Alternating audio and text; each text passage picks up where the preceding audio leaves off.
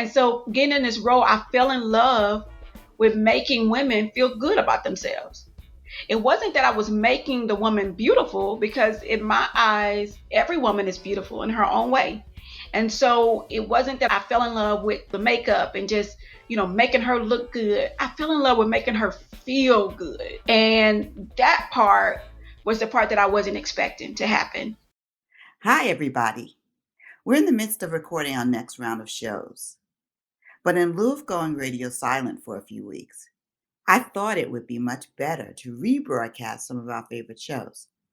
There's a good chance you haven't heard this one before, but if you have, maybe you will learn something new.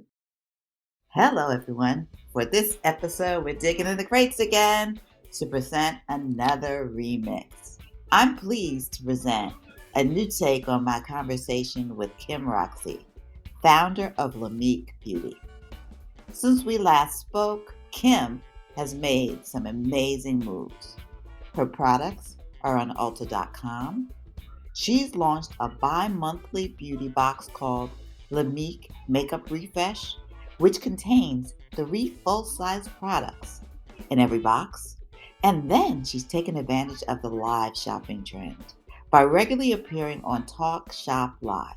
She's been so successful with that she recently launched her own show, Kickin It With Kim. But how does she do it all? Let's listen again to her story.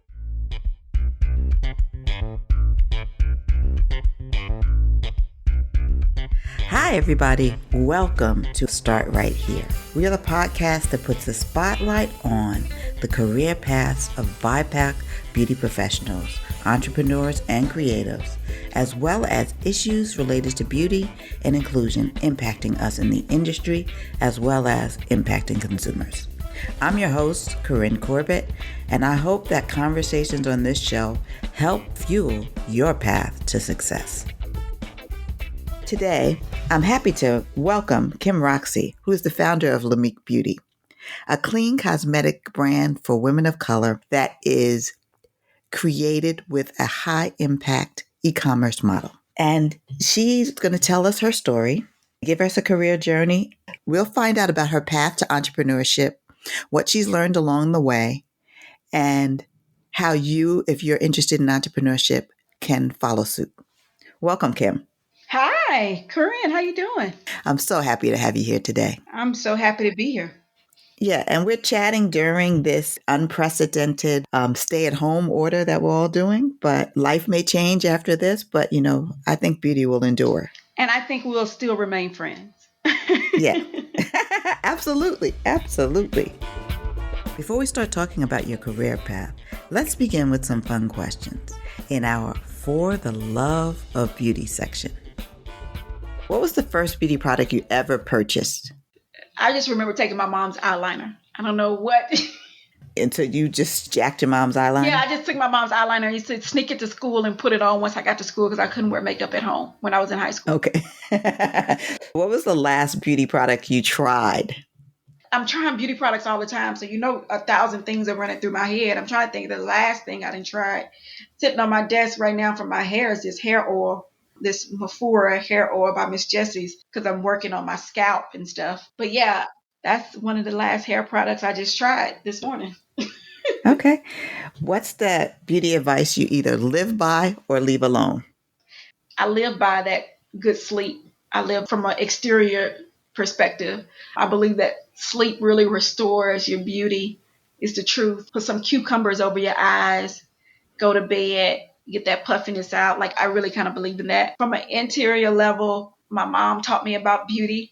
And from her, I learned that patience is a key to beauty. Being over anxious and all that will take wear and tear on your beauty after a while. And the beauty advice I threw away was that making my skin lighter would make me more beautiful.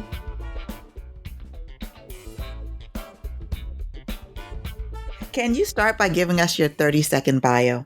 Yes, I'm Kim Roxie, Kimroxie, and I am a women's cheerleader. I am the founder of Lamik Beauty, and I am a vessel for revealing beauty in women. And I'm from Houston, Texas, born and raised, went to college in Atlanta, but have had the pleasure of traveling all across the world because of Lamik. Tell me, was the beauty industry a destination or a detour for you? Did you start out wanting to be in beauty? I started out growing up playing the piano. I played at church. I was a classical trained pianist. So I grew up wanting to be a classical pianist. And so when I got to high school, I seemed to have a little bit of a detour being expelled from high school, basically being kicked out, and but still being able to go to college and graduate. But while I was in college is when I got that start in beauty. And I believe in a higher power than me. And so I would say it must have been destiny that landed me in this role. I think that's a great thought. Do you think the discipline of being a pianist has helped you to apply to be an entrepreneur? Yeah, I think the same type of attitude and skill set you have, the same type of discipline and mindset. Because when you play an instrument, and anybody listening knows, if you ever played an instrument or either, your voice, it might be, but you practice all the time. When I played the piano growing up, I practiced every day for a certain amount of time. There's a huge amount of discipline and work that you put into a piece just to play it for a recital or just to play it. And so not getting tired of doing the same thing over and over just to get better, I think is a discipline that I'm definitely using in entrepreneurship. What did you major in at Clark Atlanta? I was in the mass communications department and my concentration was public relations. How did you go about getting your first job? Well, my first job was telemarketing at a call center in Atlanta, and I was a freshman in college. And I didn't even tell my parents that I had this job, but I knew my parents couldn't afford for me to be at school, and there was a lot that I couldn't really get and stuff like that. And so I decided to go look for a job. Well, I used to have to catch a train and 2 buses to get to this job. But this telemarketing job taught me how to take rejection. It taught me how to do sales.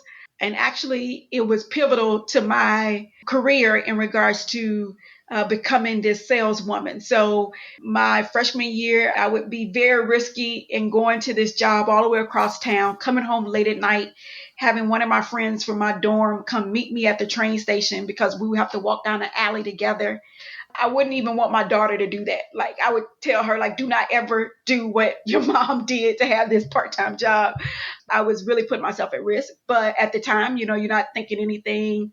You're fearless. You're thinking you got 8 lives. And so you just do stuff. But from that job, my sophomore year, I had to get something that was close to the campus because my schedule was becoming more rigorous.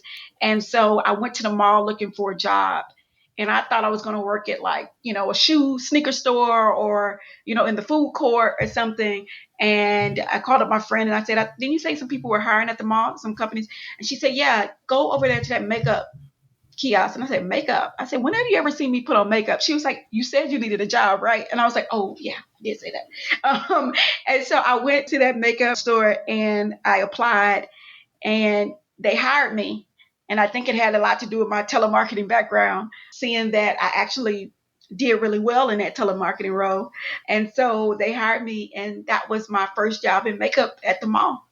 What did you learn working at that counter that set you up for success and for entrepreneurship later? What happened at that makeup store? It was transformational. One, I learned that I actually deeply care about other women. And I didn't really know that before. Growing up, I was 19 when I got this job. So, growing up as a teenager and stuff, you figure out people you like, you don't like. Juvenile things, right? And so getting in this role, I fell in love with making women feel good about themselves. It wasn't that I was making the woman beautiful, because in my eyes, every woman is beautiful in her own way. And so it wasn't that I fell in love with the makeup and just, making her look good. I fell in love with making her feel good. And that part was the part that I wasn't expecting to happen. And so while being there, I became the top sales producer. Companies used to try to get me to fly on the weekends while I was out of school to different parts of the country to go sell their makeup at trade shows and stuff like that. And I'm 19, 20 years old and not even a full-fledged makeup artist. It was just that my way of connecting with women was so deep that a woman, I would show her the makeup, do a little bit on it. And I was not the best makeup artist. I'm the first to admit that. But she would buy everything that I put in front of her. And I think it was because of that connection. So that's what that taught me. Yeah, I think that that is really important because it is a connection. And when somebody finds a brand that they believe in and a person that they believe in, they will follow them, especially if it's authentic. And I think what you're talking about is making an authentic connection with your customer. Yeah. And that is invaluable because that you carry throughout your business career. Yep. That is a foundational part of your business. So I think that's a critical thing that you learned and that it definitely has set you up for success. Let's tell the audience what Lamik means. So happy you asked. So Lamik stands for, it's actually an acronym. I'll tell the story to you. I actually came up with Lamik because I was trying to think of a name when I was my senior year, when I was thinking about creating this company, a name that would make sense in the beauty industry. And I looked at my name and I was like, Kim spelled backwards is M-I-K. And then my mom, who was the person who gave me $500 to help me start this cosmetic line, she named all of her girls La something for our middle name. So Lakeisha, Lachey, this kind of thing. And so it was like love from my middle name. And then my mom's name is Loretta. And so I kind of was like, oh, I can take the love and then it could be Lamik. That's how I came up with it initially. But when I was in business, no one really asked me what Lamik stood for. So I never had to answer that question. But years into being in business, I was at a buyer's meeting and they asked me, what does Lamik stand for? And in that moment, I took a pause, just like now. And I was like, oh, Lamik stands for, and I just blurted this out, love and makeup and kindness. And in that moment of them asking me that is when it came to me what Lamik stood for, because I knew it did not just stand for my name, because that's not the reason why I was doing it. I was not doing it in the vein of me. I knew that I was doing it because of that connection, that love that I felt for women. And in that moment, it came out, love and makeup and kindness. That, love and kindness is your true makeup, because beauty is revealed and not applied. And that's what I said in that meeting. And that's been the motto for Lamik. And I think that it's very powerful because a lot of times people think about makeup as something they're putting on the surface, something they're doing to cover up. But your whole strategy of first making authentic connections and then hoping to reveal your customer's beauty is a beautiful thing. But what I found fascinating and find fascinating about you is that you graduated from college and went straight into entrepreneurship, didn't you? Yeah. Crazy, right? Crazy, crazy, crazy. So tell us how that came to be, because most people, maybe dream about this, but they have no idea how to make something like that happen.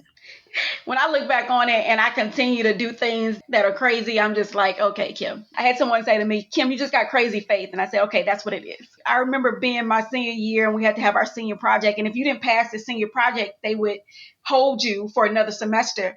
And I remember being in my senior project and finishing up and then saying to my professors, now I hope this was a great project I did. I said, but if you need any convincing, let me let you know, I've already taken a lease out on a space in the mall in Houston. And I have this company that I want to launch in 2 months. And I was like, so if the project isn't worth passing just from what I did, can you at least look at my future goals and pass me because of that? And so I did. And they laughed later at me, but I did. I graduated in May and, I opened up my store in September. And I kind of take the words, Madam C.J. Walker, who said, I got my start by giving myself a start. And with me starting that store, I wasn't even thinking about, having a business and all of the glamour in it. I was really just thinking, I was in college. I never had an internship in public relations. And I applied for jobs my senior year, but I never got a call back, never got even to an interview process.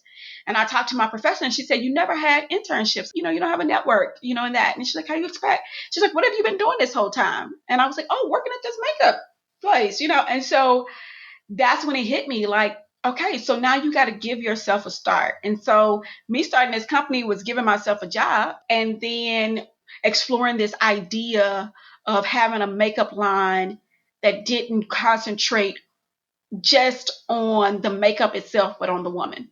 And that's what I went out to go explore. When I opened up my store, I had no money left in the bank. I had figured up my budget, but I didn't understand budgets back then and financial models. So I only had the money saved up that it would take me to open up the store. I didn't have any money for next month's rent or more inventory. I didn't have that money. When I opened up, that was it. My bank account was zero. So when I opened up my store, nobody came in. When I opened up the gate, I'm in a mall, nobody came in. I was like, that was like the first 30 minutes. I was like, oh, so people don't just walk in when you say open. Okay. And so I went down to the food court to go get customers. And that's how I built my clientele, was walking down to the food court, walking a person, talking to the woman all the way to my store, and started in business. So yeah, I'm a little crazy. Yeah, so you went straight into entrepreneurship. And what year was this? This was in 2004. Okay, so in 2004, clean beauty was not a thing, not a widely known concept. Mm-mm. What made you concentrate on clean beauty? You ever discovered something and didn't understand why everybody else wasn't doing it? It just was one of those things where I started to look at the ingredients inside of makeup. Again, I was trying to create this makeup line. So I was like, started looking like what was inside of makeup. And then I was like, this is the same thing they use in paint. And so then I went back and I'm like, yeah, that's what they use in paint. And then I went back and looked at this and I was like, okay, that's an animal byproduct. And I remember there was a couple of things that happened. And you talked about destination early. And when I think about destination, I think of destiny, like where your destiny is. And I remember there was a couple of things on my journey that happened. I remember meeting a farmer who sold animal blood to cosmetic companies. And he named some of the cosmetic brands that he worked with. And again, this are just people that I've met along the journey. It was like God was saying to me, you're on the right path. This is why you're doing that, because of these reasons. People will find out when they find out. So I was a little bit of an evangelist in regards to clean beauty, even before it was a term clean beauty. Back then, we were just saying we were using more natural ingredients and stuff like that, or we're just using ingredients that we could at least understand. And I never claim to be perfect about it. I always say that we just do the best we can with what we know. And so that was our thing. So I used to, in my store, I used to have signs, and my customers would say, they would see signs where they walk in and it would say, like, how you say smoke free zone? I would have signs that said paraben free zone in our store, because I had done so much research on that. And so it was things like that. And I was doing that in 2008, 2007, like you said, before it was even a thing. Sometimes, like when you discover something, we have to trust our gut, and then we have to trust our brilliance, and we have to trust our ethics. And we just have to trust ourselves. Now, you had this store, you signed a lease. Yeah. How'd you get the product? I went to a cosmetic manufacturing show in New York. And that's why I think it's really good sometimes to get out of your comfort zone. So remember, I grew up in Houston, went to Atlanta to go to college. And then while in Atlanta, I'm getting exposed to different things. I'm researching. There's a cosmetic manufacturing show in New York. Back then, you could fly AirTran. Remember AirTran? They got bought by Southwest Airlines, but you could show up to the airport with $60. And if they had room on their flight, you could get on it. And so I went out to New York and I went to this cosmetic manufacturing show, and I was there. I was like, this is where I'm going to find products that I can do. And so I'm thinking, I can get like 50 of these lipsticks made, 50 of this, 100 of these, nothing, within my budget. And to my surprise, no, I could not afford to create a whole makeup line. First of all, creating a whole makeup line back then, especially, was a $3 million project, not a $3,000 project, right? Now we have even more resources, but still, even now, it still can be very costly. I found out I couldn't do what I thought I could do. And I was disappointed. But this guy heard me haggling with this manufacturing company, and he gave me his card, and he said, just take my card, contact me later kind of thing. I left the show disappointed, like this dream isn't going to happen. And I looked in my pocket, I looked at this card, and it said something about a chemist, and it had his information. So I called him, and we had a conversation. Come to find out, he had just retired from Estee Lauder. He had a little time on his hands. In a couple of weeks, he was taking a trip to Houston to meet a client. And remember, I'm from Houston, so I can definitely get there. And long story short, we ended up having dinner. And he told me that he worked, like I said, at one of those big cosmetic companies, and they didn't make darker shades in this particular line because they didn't like the way they looked in the bottle. And he said, so I want to help you. And then also he said, and I don't even know if we can make makeup that can show up on your skin without these certain ingredients in them. So I also just want to do it to see if we can even do it. So it's a little bit of an experiment from his end, and he had a little bit of time on his hands, and I was a hungry entrepreneur needing this opportunity. It was definitely destiny. Yes, definitely. That you would meet this man, that he would offer his services, be in your hometown, and willing to take this ride to go on this adventure with you to see if you could create the products that you dreamed about. Yeah. That didn't have the ingredients that you didn't want in the product, that were formulated with more clean, even though that wasn't a term, and also showed up on your skin. Mm-hmm. How long did that process take to develop the products?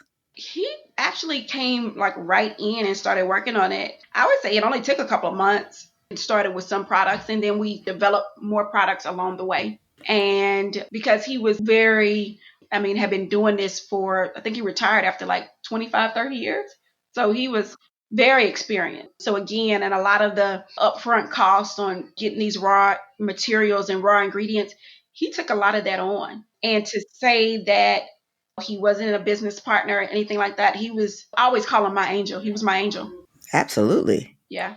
When you started to attract customers, when you walked down to the food court, and what was the product they were most interested in? The product they were most interested in, I would say, would be the brow product because of the way that we did the brows at the time and was showing it. Because before, people would do your makeup and not even touch your eyebrows. It would be like your eyebrows were just almost like your hair or something. It's like this other thing. Like you go somewhere else and get that. We're just going to put foundation on and eyeshadow, but we're not doing anything with your eyebrows. So that was something that I was able to like catch people's attention and say, hey, your eyebrows are part of your makeup. And that concept was sort of new at that time. And so that was something that really got them. And then also like our foundation, being able to match their skin with that was also something that was really big for us. There came a time when you wanted to kind of pivot your business. What made you want to change the speed or change direction? I always say what made me want to like jump on the freeway, right? Like what made me want to just kind of like accelerate or evolve, like I think that when I first started out, my dream was just to get women here in Houston, because it's where I opened up my store, get women here in Houston the opportunity to see themselves as beautiful. I was a girl that grew up in Houston that because of a lot of the songs that we had and stuff like that, they didn't speak to my beauty and I didn't feel beautiful. So that's the reason why when I went to Atlanta, I fell in love with Atlanta, because I felt like in Atlanta's culture, my beauty was looked at as a positive thing. My dark skin, my hair, like everything about me just seemed to be like celebrated in that town. And in Houston, I didn't feel that way. So I kind of wanted to come here and bring this like self-love, self-acceptance sort of theme of a makeup brand. We talked about authenticity earlier, but bring that to Houston and bring that movement here. And so when I came in, that's basically what I did. And so by doing that, it was with the store. And so we kind of started to build a name, a reputation. We started to have some of Houston's who's who that was coming to our store. And that happened. And that was my dream. Like my biggest dream was just getting in the Houston Business Journal, right? Like that was my thing, or just local publications. And then I started to dream a little bigger. Like, okay, well, people are visiting Houston. So now they're from out of town and they can learn about it and they can start wearing it. Okay, great. But then finally, it sort of hit me over the head. And I saw a story on Bare Minerals and how they started with just like a makeup shop. And then they went on to sell internationally, ended up having a really successful exit and all this stuff. And I just started to read these stories about women in the beauty industry and what was possible. And so then I started to have a new dream. And that new dream was for Lamik to become a international makeup brand that can end up being something way more bigger than me and have way more customers than what I would be able to do just by having a store where people are just coming in every day. And I was thinking, how do I do that? And that's when I was like, you do it through tech, you do it through e-commerce, you do it that way. And that's when I was like, well, I actually don't know how to do it that way.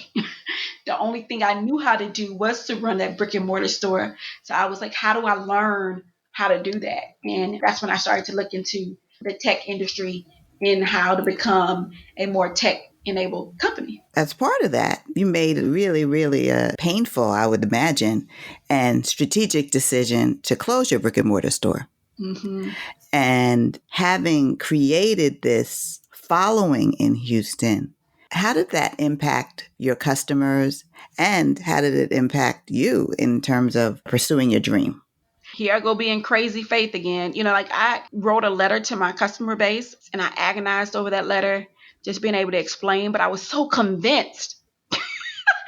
I was so convinced that this was the right thing to do because I felt this huge calling, the same calling I felt to open up that store, the same calling I felt to do it at a time where it wasn't even popular. Like I felt that same calling towards going more tech and doing the things that way. So I've actually just taken our customers from our store on the journey with us. And I've asked them to understand and I've explained to them. And when things have taken longer, I told them I'm going almost like back to school in a way. Where some people would go to like business school, I decided to go through tech accelerators because what I love about them is they take your business and you still get to learn about high growth business and business acumen, but you get to do it with your business in hand versus just case studies. I've been able to do that and I've explained that to them and shown them what I've learned. And since Houston is my base and my first community of people who believed in Lamik, I went out to Austin to join accelerators and in California. But what I did was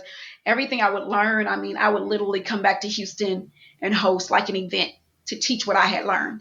Because if I was an entrepreneur in Houston with a business for a decade, a local small business retailer in Houston, and I didn't know this information, and I had been in business for a decade, then it was other people that didn't know this information. So I would come back to Houston and host events just to teach the information. I would have pop-up workshops and bring experts in and ask people that I had met along the journey of learning to come back and teach it. So I guess for me, keeping true to what the brand is about, and I didn't want to stunt my own growth and knowing that it was something bigger by just saying this is the way we always did it. Let's just continue to do it this way. I knew it was time to pivot. I knew it was time to evolve. And I just let the customers know and then also included them inside of it. So much so till when it was time for me to, look at fundraising, the first fundraising round I did a crowdfunding campaign. And this happened at the end of last year where we did a rewards-based crowdfunding campaign through iFund Women where we raised money through our customer base. Almost 400 women gave for a reward money to kind of be our friends and family kind of round. And I explained to them how women were having such a hard time raising capital to have a high growth business and how venture capital was not fair for a woman of color, a Black woman. 0.0006% goes to women of color. And I was explaining this and they got invigorated. And some of these women are career women, professional women. They're working in their own paths in healthcare and different things. They didn't know this information, but then some of them did. Some of them were entrepreneurs and they said, yeah, I was wondering why it's so hard for me to get a loan or so hard for me to raise from angel investors or them not even knowing angel investors to even go talk to. And those were the things I was coming up against. And so it's been amazing. This actually has opened up a door bigger than what I even thought too. So yeah, that's how I kind of pursued it in that next stage.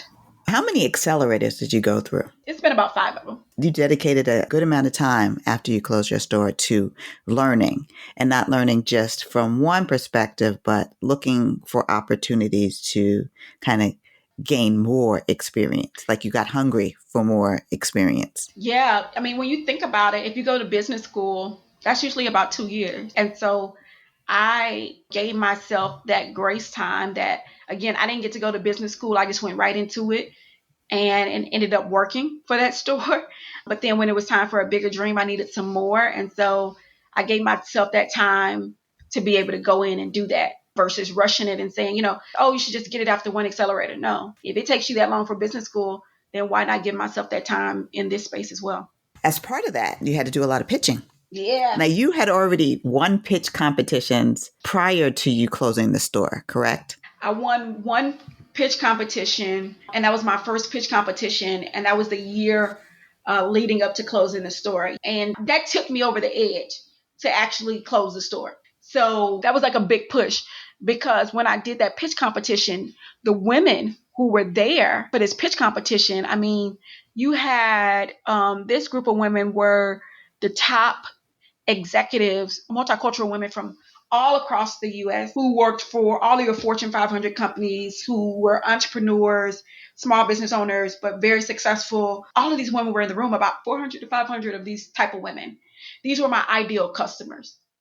And if they all like unanimously chose my business as the business that should win this pitch competition, that's when I knew I needed to dream a bigger dream. I've been to the conference that you won the pitch competition, and it is an elite group of women who really know business. So for you to impress them with your business, they weren't aware of your business prior, most of them. No.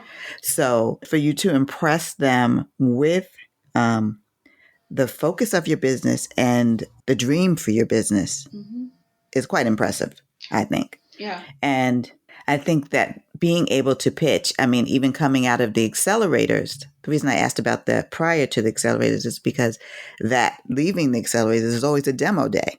Yes. For people who are not aware of tech, if you're in an accelerator or any kind of incubator program, you're going to be asked to demonstrate your idea to people at the end of the program. And so having a pitch competition under your belt is a plus, I would say. Yeah, it was Odyssey, that conference we were speaking of. They actually did a training, like a 2 day sort of training to get ready for the pitch.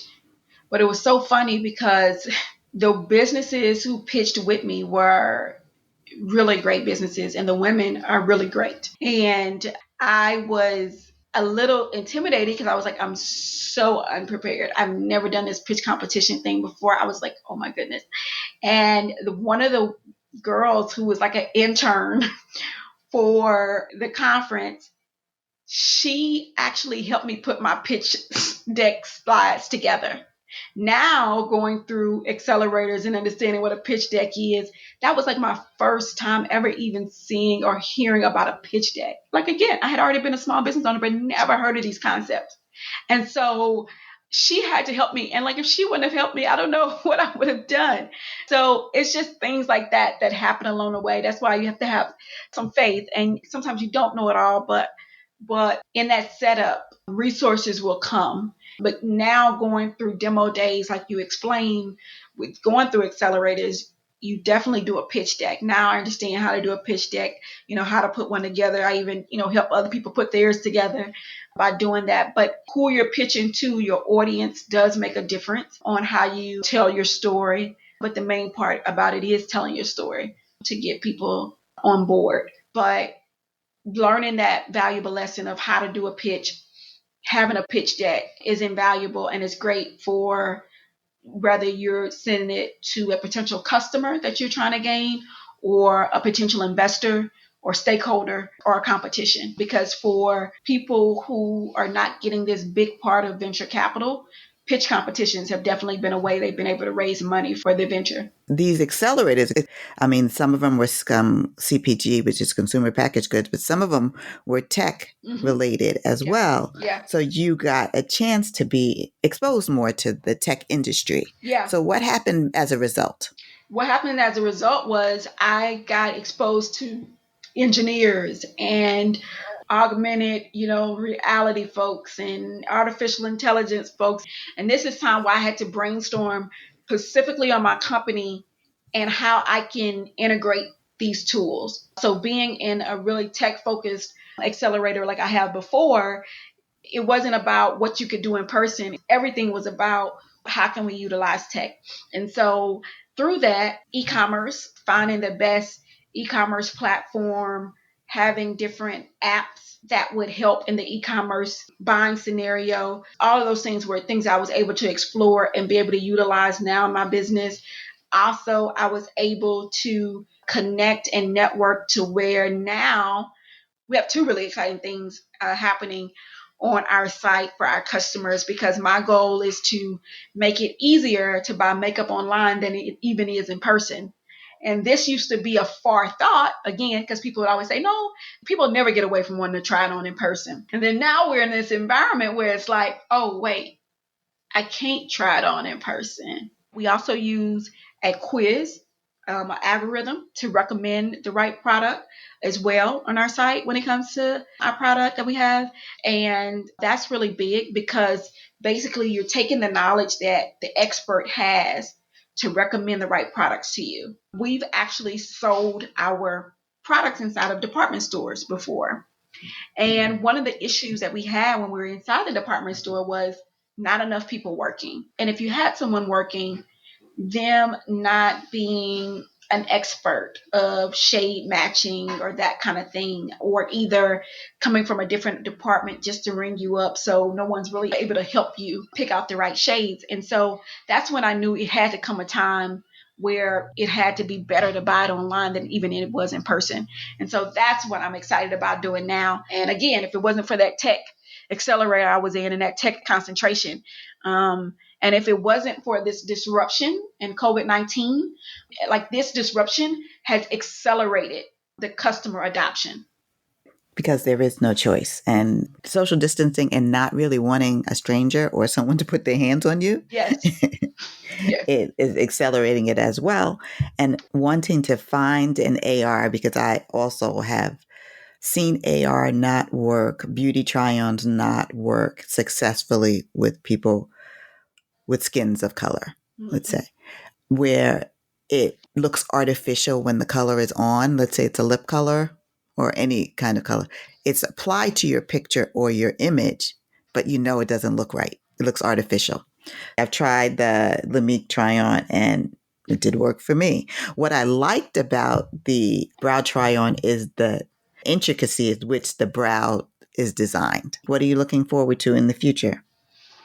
Oh man, I'm looking forward to so much. But, some of the things that I would say, I'm looking forward to us really expanding in this augmented reality space around the different things that we'll be able to do online in regards to better servicing the customer. And I'm looking forward to the word spreading. Right now, an experience for a woman of color going to a makeup counter, especially a darker skinned woman going to a makeup counter, rather, she's from whatever background. I've interviewed and done talks with so many. And for some women, that's not like a beautiful experience. And so what I want and what I see for the future of Lamik is for us to have this really strong reputation online to where it's a beautiful, accepting, validating experience to shop for products that are there to assist you in doing mighty and great things, and for that to be a great experience.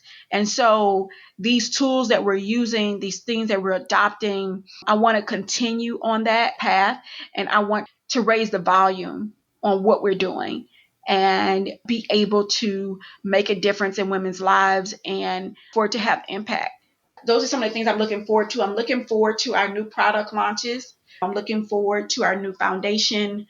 I'm looking forward to our new lipsticks, our new lip glosses. Like, I'm looking forward to all of that. And I'm looking forward to co-creating that with our customers. And it's just a beautiful thing when you can have your customer base co-create, co-fund, like they're a part of it all, and kind of gives people an outlet to be a part of something and accomplish something that they didn't have to come up with. And because sometimes people can have a dream. I've talked to women before saying, oh, I love makeup. I would love to create this or to come up with it. And the fact that they're able to co-create and do different things with Lamik, it's like fulfilling that for them. And I'm excited about, there's another pandemic that's been going on amongst women of color that we've been raising the alarm on, and that is breast cancer. And I am looking forward to Lamik bringing even more awareness around this. Already, we've been a part of a big movement happening in Houston, helping uninsured African American women here. We've raised about $300,000 over the years for that, and as well as we've been a part of organizations where we've given, free makeovers, products, training on how to get eyebrows when you lose it to chemotherapy or what have you. And also with that virtual makeup try on we have, you actually don't have to have eyebrows. It actually does facial tracing. And so it'll actually put it up there to where your eyebrows are supposed to be, because like my eyebrows only grow halfway and then they stop. And so it still shows up on me and shows me where my brows could be and where to fill it in at. And so even with this pandemic around breast cancer, metastatic breast cancer especially, I want to raise that again and say metastatic breast cancer, it's a pandemic in the lives of Black women right now. And so raising that and the awareness around that and saving lives around education and advocacy is a big part of Lamik's purpose too. Well, that's great. I think those listeners who are interested in entrepreneurship can be encouraged by your journey, because I think it takes a foundation of faith or a level of belief in something besides yourself. Yep. An ability to dream as well, dream big, and the courage to pivot. Yeah. And the courage to be first in some instances, or to be an early adopter of something like you were of clean makeup. And I just want to kind of interject this little part when you say that and say, because sometimes I would hear that and it's like, yeah, like being first, like, we applaud those people and stuff. But sometimes there's a lot of, man, there's a lot of terror in being first. There's a lot of terror around being innovative and thinking about things differently and approaching things differently. And sometimes if you're the founder or the innovator or whatever, sometimes you won't always reap the benefits of it. It might not come to years later, generations later, where people start to understand something, but you got to be okay with that, because the reason or the need that you saw to do it and the willpower and the resilience that you went forth anyway is your real, like prize, right? That you were able to do that. But I just want to kind of raise that up a little bit, because sometimes it sounds really fun to be the first and, oh, this and that. But don't get me wrong, it's not easy to kind of carry that burden either. Right. I agree. I think sometimes being the first, and when I was thinking about it, is usually being misunderstood. Very oftentimes misunderstood, that you're moving in a direction that people don't understand, but you see something that others don't yet. Yeah. Are you a mentor or mentee? Both. And what do you think the value in that is? The value is you get wisdom, you give wisdom. So I'm never hoarding, just getting wisdom and just keeping it for myself. I'm giving it away. And at the same time, I'm not giving wisdom away and never replenishing. When do you know that it's time to pivot? When you start to see the changes in the market, when you have new ideas, when you see it happening around you. And again, even when nobody else sees it, but you know it. Like, you have to have self-awareness. The same way you have self-confidence and self-love and all these other things, you need to have self-awareness. You need to be real with yourself and say, what's happening right now? I have to be real with myself. What's happening right now in the industry? What's happening in your head? What's happening in your business? Have you plateaued? Okay, so you plateaued. So what's going to get you over that hump of that plateau? What's going to take you to that next level? Like, you have to be real and honest with yourself. And when you do that self-awareness, when you start to see the signs, then you need to answer that calling or answer that sign or respond to that. And pivoting doesn't have to be looked at as a negative connotation. It could be looked at as a positive one, that you're still climbing. You're just climbing maybe from around a corner or a different way, or you turn your body a different way a lot of times in sports and stuff. But even in your business, you just shifted it a different way to continue to climb. And it doesn't mean you regret anything from before. It just means that it's a continual evolution and a continual climb. So yeah, I think that when you start to see the signs, you got to respond, and you got to have self-awareness to be real with yourself, to know when it's time to do that. You work with a lot of makeup artists and you've had employees in your store. So what makes a candidate that you're going to hire memorable?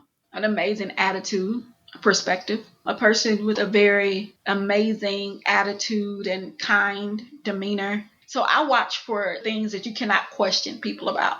And what I mean by that is when I do an interview with someone or I watch someone, I notice things like, did they hold the door open for the person that was behind them when they walked in? Or did they just walk in and not hold the door? It's like stuff like that that I look for, because that tells me if you're selfish or not. It just tells me certain things. Like when you talk, do you only like really concentrate and talk about yourself and that kind of thing? Or are you considerate of others? Like it's those kind of things. I guess I'm more into people who have this attitude about caring for others and again, loving others. I think that's where Lamik is, a deep connection and passion and love for women, and especially women that have been passed over by the beauty industry, that we want people on our team that believe that same way and innately believe that way, not something that we got to train them to believe that way. And if you were giving somebody advice on following in your path, what's the best career advice that you got along the way and that you would give to others? One of my mentors said to me, and she's an entrepreneur who built a business from the ground up, and she said, never let your family know how bad you're doing in business. And at first I was kind of like, but isn't your family there to help you? And then I thought about it and I was like, oh, yeah, she's right. Basically, she was a person who went homeless to start a business. And for me, it's kind of the same thing. Like it's a lot of stuff I've done to advance in business and a lot of sacrifices I've made. That again, I told you when I was in college, the sacrifice I made to have my first telemarketing job and how my parents wouldn't agree with that. They would have told me to stop. It's like that in business. Like sometimes you can't tell the ones who love you the most because they don't want to see you hurt like that. They don't want to see you homeless trying to start a business. Like they're like, just find another way. Just do your side hustle. You're like, they're just thinking so many ways and you're so passionate about doing it this way. So I just would say anyone who is trying to follow my path, just if you feel like you need to make the sacrifices, make those sacrifices. You don't have to post it on Instagram, all the sacrifices you're making. You don't have to put it in a family chat sometimes. I mean, definitely let people know when you need help from a mental state or a spiritual state. But I just mean from a sacrifice state, just know that, sometimes because they'll try to talk you out of it. And maybe if you're really passionate about it and feel really convinced, then you should pursue that. And you might not get the hoorah from the ones who love you the most sometimes. Well, thank you so much. That's a great answer. Sacrifice. Yeah. But it's not broadcasting your sacrifice either. Thank you so much, Kim, for joining me on Start Right Here. This was a great conversation and I think really helpful for people who are interested in entrepreneurship or not, or interested in the beauty industry and wondering how you start. Thanks again for joining me. And can I tell you thank you? You're welcome. Thank you. Always a pleasure. Thank you for always being such a strong advocate.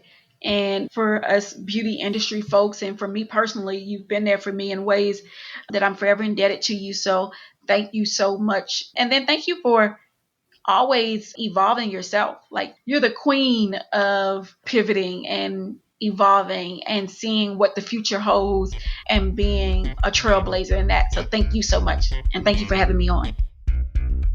That's our show for today. If you have questions about where to start in your beauty career, drop us a line at hello@beautybizcamp.com. Remember, there are many roads to success, but each of them requires you to start.